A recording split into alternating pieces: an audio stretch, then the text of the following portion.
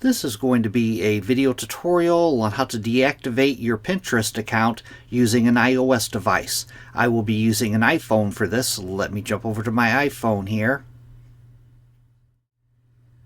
I have my phone opened up now and I am on the Pinterest app. To deactivate your account, first thing you want to do is go down to the lower right hand corner, down to your little profile icon. You want to tap on that. Then you want to go up to the upper left hand corner and tap on your profile icon up there.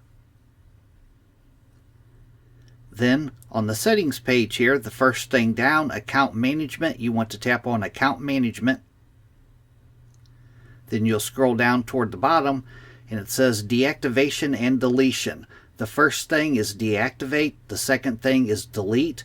We're going to go with deactivate account. It says it hides your pins and profile. I'm going to tap on that.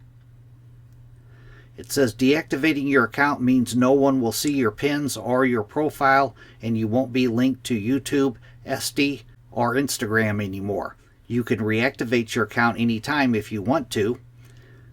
You would click on continue. I'm not going to deactivate my account, so I'm not going to click on it. But that is how you deactivate your account on Pinterest. Thanks for watching.